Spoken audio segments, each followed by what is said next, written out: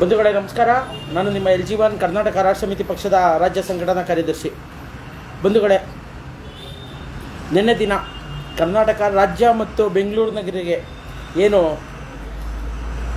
RCB IPLನ 18ನೇ ಆವೃತ್ತಿಯಲ್ಲಿ ಕಪ್ಪನ್ನು ವಿಜೇತವಾಗಿದೆ. ಆ ಸಂಭ್ರಮಾಚರಣೆ ಇವತ್ತು ದೇಶದಾದ್ಯಂತ ಮುಗಿಲು ಮುಟ್ಟಿದೆ.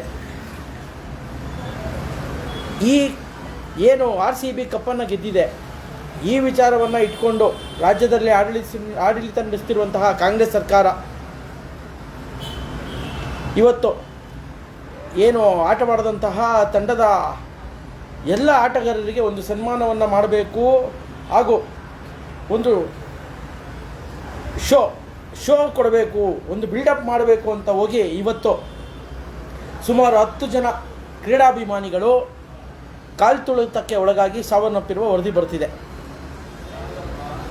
ಕಾಂಗ್ರೆಸ್ ಸರ್ಕಾರ ಇವತ್ತು ಸರ್ಕಾರದ ಘಟಾನುಘಟಿ ಮಂತ್ರಿಗಳು, ಮುಖ್ಯಮಂತ್ರಿ, ಉಪಮುಖ್ಯಮಂತ್ರಿ ಸೇರಿ ಎಲ್ಲ ಸಚಿವರು ಇವತ್ತು ಚಿನ್ನಸ್ವಾಮಿ ಕ್ರೀಡಾಂಗಣದಲ್ಲಿ ಏನು RCB 17 ವರ್ಷಗಳ ನಂತರ ಏನು ಕಪ್ಪನ್ನು ಗೆದ್ದಿದೆ ಆ ಸಂಭ್ರಮಾಚರಣೆಯನ್ನು ಮಾಡಬೇಕು ಅಂತೇಳಿ ಒಂದು ಕಾರ್ಯಕ್ರಮವನ್ನು ಆಯೋಜಿಸಿತ್ತು. ಇವತ್ತು ಅದರ ವೈಫಲ್ಯ ಹೇಗಿದೆ ಅಂದರೆ ಸುಮಾರು 10 ಮಂದಿ ಸಾವನ್ನಪ್ಪಿದ್ದಾರೆ ಅಂತ ವರದಿ ಬರ್ತಾ ಇದೆ. ಇದಕ್ಕೆಲ್ಲ ಏನು ಕಾರಣ? ಏಕಾಏಕಿ ಯಾವುದೇ ರೀತಿಯ ನೋಡಿ, ಈಗ ಬರ್ತಾ ಇರುವಂಥ ಮಾಹಿತಿ 27 ಜನ ಅಂತ ಬರ್ತಾ ಇದೆ. ಈ ಕ್ಷಣದ ಮಾಹಿತಿ 27.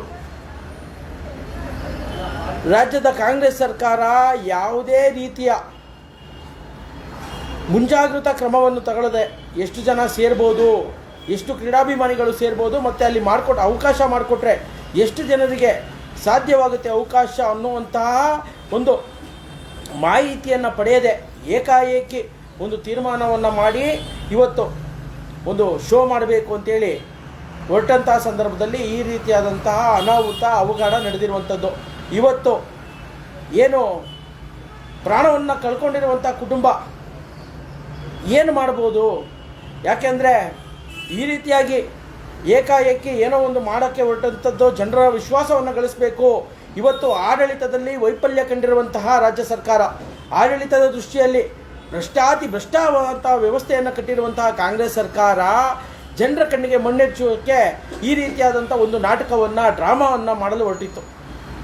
5 ಗ್ಯಾರಂಟಿಗಳನ್ನು ಕೊಟ್ಟು ಗ್ಯಾರಂಟಿಗಳಿಗೆ ಹಣವನ್ನು ತುಂಬಿಸೋದಕ್ಕಾಗದೆ ಎಲ್ಲದರಲ್ಲೂ ಬೆಲೆ ಏರಿಕೆ, ಈ ಪೆಟ್ರೋಲು, ಹಾಲು, ದಿನನಿತ್ಯ ಬಳಕೆ, ಸ್ಟ್ಯಾಂಪ್ ಪೇಪರ್ ಖರೀದಿ ಮಾಡ್ತೀವಿ, ಪ್ರತಿಯೊಂದರಲ್ಲೂ ದರ ಏರಿಕೆ ಮಾಡಿ ರಾಜ್ಯದಲ್ಲಿ ಆಡಳಿತ ನಡೆಸೋದಕ್ಕೆ ಆಗದೇ ಇರುವಂತಹ ಮಟ್ಟಕ್ಕೆ ಹೋಗಿದಂಥ ಸಂದರ್ಭದಲ್ಲಿ ರಾಜ್ಯದ ಜನ ಈ ಕಾಂಗ್ರೆಸ್ ಸರ್ಕಾರಕ್ಕೆ, ರಾಜ್ಯದಲ್ಲಿ ಆಡಳಿತ ನಡೆಸ್ತಾ ಇರುವಂತಹ ಸಿದ್ದರಾಮಯ್ಯನ ಸರ್ಕಾರಕ್ಕೆ ಛೀಮಾರಿ ಹಾಕುವಂಥ ಸಂದರ್ಭದಲ್ಲಿ ಈ ವಿಚಾರವನ್ನು ಹೆಂಗಾದರೂ ಮಾಡಿ ಜನರ ಯೋಚನೆಗೆ ಬಿಡಬೇಕು, ಅದರಿಂದ ಏನಾದರೂ ಒಂದು ಮಾಡಬೇಕು ಅನ್ನೋ ನಿಟ್ಟಲ್ಲಿ ಇವತ್ತು ಏನು ನಿನ್ನೆ ಕಪ್ ಗೆದ್ದಂಥ RCB ತಂಡವನ್ನು ಒಂದು ಸನ್ಮಾನ ಮಾಡ್ತೀವಿ ಅಂತ ಹೇಳಿ ಏಕಾಏಕಿ ಒಂದು ತೀರ್ಮಾನವನ್ನು ಮಾಡಿ ಇವತ್ತು ಚಿನ್ನಸ್ವಾಮಿಯ ಕ್ರೀಡಾಂಗಣದಲ್ಲಿ ಒಂದು ದೊಡ್ಡ ಬೃಹತ್ ಕಾರ್ಯಕ್ರಮವನ್ನು ಆಯೋಜನೆ ಮಾಡ್ತು. ಸಮಯವೇ ಇಲ್ಲದೆ ಕೇವಲ 6-7 ಗಂಟೆಗಳಲ್ಲಿ ಈ ರೀತಿಯಾದಂಥ ಒಂದು ದೊಡ್ಡ ಕಾರ್ಯಕ್ರಮವನ್ನು, ಏಕೆಂದರೆ ಇವತ್ತು ಯಾವ ರೀತಿ ರಾಜ್ಯದ ಜನ RCB ಕಪ್ ಗೆದ್ದಿದೆ ಅನ್ನುವಂಥ ಸಂಭ್ರಮಾಚರಣೆಯಲ್ಲಿ ಇದ್ದಾರೆ ಅಂದರೆ ನಾವು ಈ ರೀತಿಯಾದಂಥ ಸಂಭ್ರಮಾಚರಣೆಗಳನ್ನು ನೋಡೇ ಇರಲಿಲ್ಲ. ರಾತ್ರಿ 1 ಗಂಟೆ 2 ಗಂಟೆವರೆಗೂ ಜನ ಪಟಾಕಿ ಹೊಡಿತಾ, ರಸ್ತೆಯಲ್ಲಿ ಕೂಗಾಡ್ತಾ ಓಡಾಡ್ತಾ RCBಗೆ ಜೈ ಅಂತಿದ್ರು. ಇದನ್ನು ಏನಾದರೂ ಮಾಡಿ ರಾಜ್ಯದ ಜನರ ಗಮನವನ್ನು ಸೆಳೆಯಬೇಕು, ಸರ್ಕಾರದ ವೈಫಲ್ಯಗಳನ್ನು ಮುಚ್ಚಬೇಕು ಅಂತೇಳಿ ಸಿದ್ದರಾಮಯ್ಯನವರ ಸರ್ಕಾರ ಈ ರೀತಿಯಾದಂಥ ಒಂದು ಯಾವುದೇ ಪೂರ್ವ ನಿಯೋಜನೆ ಇಲ್ಲದೆ ಒಂದು ಕಾರ್ಯಕ್ರಮವನ್ನು ಮಾಡಿ ಇವತ್ತು ಸುಮಾರು 27 ಜನರ ಸಾವಿಗೆ ಕಾರಣವಾಗಿದೆ. ನೇರವಾಗಿ ಈ ಸಾವಿಗೆ ಕರ್ನಾಟಕ ರಾಜ್ಯದ ಸಿದ್ದರಾಮಯ್ಯನ ಸರ್ಕಾರವೇ ಕಾರಣ. ಇದು ಒಂದು ಕೊಲೆಗಡುಕ ಸರ್ಕಾರ. ಯಾವುದೇ ರೀತಿಯ ಮುಂದಾಲೋಚನೆ ಇಲ್ಲದೆ ರಾಜ್ಯದ ಪೊಲೀಸ್ ಇಲಾಖೆ ಮಾಹಿತಿಯನ್ನು ಕೊಟ್ಟಿರಲಿಲ್ವ ರಾಜ್ಯ ಸರ್ಕಾರಕ್ಕೆ? ನಾವು ಈ ರೀತಿಯಾದಂಥ ಒಂದು ಕಾರ್ಯಕ್ರಮವನ್ನು ನಿಯೋಜನೆ ಮಾಡಿದ್ರೆ ಅಲ್ಲಿ ಸೇರುವಂತಹ ಜನರಿಗೆ ಪ್ರೊಟೆಕ್ಷನ್ ಕೊಡೋದಕ್ಕಾಗುತ್ತಾ, ಅಥವಾ ಅಲ್ಲಿರುವಂಥ ಕ್ರೌಡನ್ನು ಕಂಟ್ರೋಲ್ ಮಾಡೋದಕ್ಕಾಗುತ್ತಾ? ಏಕೆಂದರೆ ಇವತ್ತು ಕೋಟ್ಯಾಂತರ ಜನ ಅಭಿಮಾನಿಗಳನ್ನು ಹೊಂದಿರುವಂತಹ ಆಟಗಾರರು ಇದ್ದಾರೆ RCB ತಂಡದಲ್ಲಿ. ಆ RCB ತಂಡದಲ್ಲಿರುವಂಥ ಆಟಗಾರರನ್ನು ನೋಡೋದಕ್ಕಾಗಿಯೇ 100 ಕಿಲೋಮೀಟರ್ಗಳಿಂದ ಜನ ಬಂದಿದ್ದಾರೆ. ಎಷ್ಟು ಜನ ಸೇರ್ಬೋದು ಅನ್ನುವಂತಹ ಮಾಹಿತಿ ಏನು ರಾಜ್ಯದ ಇಂಟೆಲಿಜೆನ್ಸ್ ಗುಪ್ತಚರ ದಳಕ್ಕೆ ಇರಲಿಲ್ವಾ? ಈ ಮಾಹಿತಿಯನ್ನು ರಾಜ್ಯ ಸರ್ಕಾರಕ್ಕೆ ಕೊಟ್ಟಿರಲಿಲ್ವಾ? ಇದಕ್ಕೆ ರಾಜ್ಯ ಸರ್ಕಾರ ಸಿದ್ದರಾಮಯ್ಯನ ಸರ್ಕಾರದ ವೈಫಲ್ಯವೇ ಕಾರಣ. ಮತ್ತು ಗೃಹ ಮಂತ್ರಿಗಳು ಏನು ಇವತ್ತು ಗೃಹ ಮಂತ್ರಿಗಳು ಅಲ್ಲಿದ್ದಾರೆ ಕಾರ್ಯಕ್ರಮದಲ್ಲಿ, ನಿಮಗೆ ಪೊಲೀಸ್ ಇಲಾಖೆಯಿಂದ ಮಾಹಿತಿ ಇರಲಿಲ್ವ ಸ್ವಾಮಿ? ಮಾಹಿತಿ ಇತ್ತೋ ಇಲ್ವೋ? ಎಷ್ಟು ಜನ ಸೇರ್ಬೋದು, ಇಷ್ಟು ಜನ ಸೇರಿದ್ರೆ ನಾವು ಕಂಟ್ರೋಲ್ ಮಾಡೋದಕ್ಕಾಗುತ್ತಾ, ಆ ಕ್ರೌಡನ್ನು, ಆ ಮಾಬನ್ನು ನಾವು ಕಂಟ್ರೋಲ್ ಮಾಡೋದಕ್ಕಾಗುತ್ತಾ ಅನ್ನುವಂತಹ ನಿಮಗೆ ಮಾಹಿತಿ ಇರಲಿಲ್ವಾ? ಮಾಹಿತಿಯ ಕೊರತೆ ಏನಾಗಿತ್ತು ನಿಮಗೆ? ಈ ರೀತಿಯಾಗಿ ರಾಜ್ಯದ ಜನರ ಸಾವಿಗೆ ಕಾರಣರಾಗಿದ್ದೀರಾ.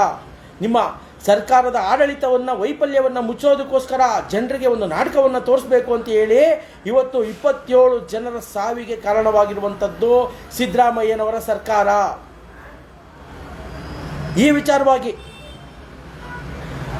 ಕರ್ನಾಟಕ ರಾಷ್ಟ್ರ ಸಮಿತಿ ಪಕ್ಷ ಪೊಲೀಸ್ ಇಲಾಖೆಗೆ ಒಂದು ಆಗ್ರಹವನ್ನು ಮಾಡ್ತಾ ಇದೆ. ಈ ವಿಚಾರವಾಗಿ ತನಿಖೆ ಆಗಬೇಕು, ಒಂದು ಸಮಿತಿ ರಚನೆ ಆಗಬೇಕು, ನಿವೃತ್ತ ನ್ಯಾಯಾಧೀಶರ ಒಂದು ಸಮಿತಿ ರಚನೆ ಆಗಬೇಕು. ಇಲ್ಲಿ 27 ಜನ ಸಾವನ್ನಪ್ಪಿರುವಂತಹ ಘಟನೆ ಬಗ್ಗೆ ಪೂರ್ಣವಾದಂಥ ಮಾಹಿತಿಯನ್ನು ಪಡೆದು ಇದಕ್ಕೆ ಏನು ವೈಫಲ್ಯತೆ ಕಾರಣ, ಇದಕ್ಕೆ ಯಾರು ಕಾರಣ ಅನ್ನೋದನ್ನು ರಾಜ್ಯದ ಜನರಿಗೆ ತಿಳಿಸಬೇಕು ಅಂತ ಹೇಳಿ ಕರ್ನಾಟಕ ರಾಷ್ಟ್ರ ಸಮಿತಿ ಪಕ್ಷ ಆಗ್ರಹವನ್ನು ಮಾಡ್ತಾ ಇದೆ. ಈ ಕೊಲೆಗಡಕ ಸರ್ಕಾರ ಇವತ್ತು ಸಂಭ್ರಮಾಚರಣೆಯಲ್ಲಿರುವಂತಹ ಜನರಿಗೆ, ಇವತ್ತು ಎಷ್ಟೋ ಜನರ ಮನೆಯಲ್ಲಿ 27 ಕುಟುಂಬಗಳಿಗೆ ಇವತ್ತು ಶೋಕಾಚರಣೆಯನ್ನು ತಂದಿರುವಂಥದ್ದು ಸಿದ್ದರಾಮಯ್ಯನವರ ಕಾಂಗ್ರೆಸ್ ಸರ್ಕಾರ, ಕರ್ನಾಟಕದಲ್ಲಿರುವಂತಹ ಸಿದ್ದರಾಮಯ್ಯನವರ ಕಾಂಗ್ರೆಸ್ ಸರ್ಕಾರ.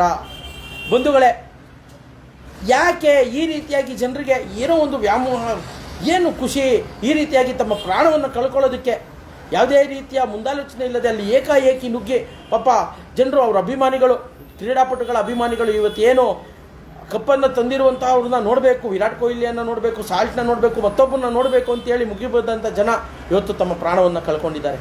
ನಿಜಕ್ಕೂ ಇದು ಬೇಸರದ ಸಂಗತಿ. ರಾಜ್ಯಕ್ಕೆ ಇವತ್ತು ಒಂದು ಶೋಕದ ದಿನ.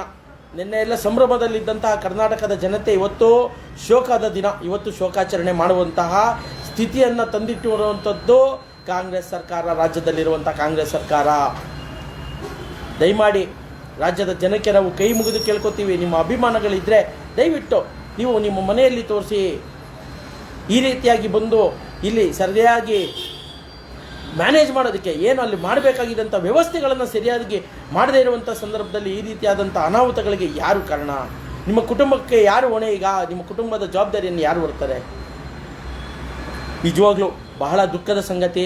ಈ ರೀತಿಯಾದಂಥ ದುರ್ಘಟನೆ ಆಗಬಾರ್ದಿತ್ತು. ಯಾರೋ ಅವರ ವೈಫಲ್ಯಗಳನ್ನು ಮುಚ್ಕೊಳ್ಳೋದಕ್ಕೋಸ್ಕರ ಒಂದು ನಾಟಕವನ್ನು ಆಡಿ ಇವತ್ತು ಜನರ ಪ್ರಾಣವನ್ನು ತೆಗೆದಿದ್ದಾರೆ, ಜನರ ಪ್ರಾಣದ ಜೊತೆ ಚೆಲ್ಲಾಟವನ್ನು ಆಡಿದ್ದಾರೆ.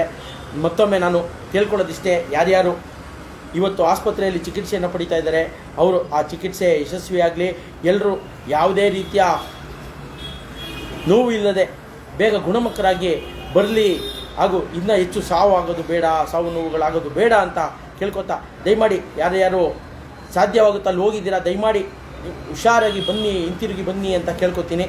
ನಮಸ್ಕಾರ.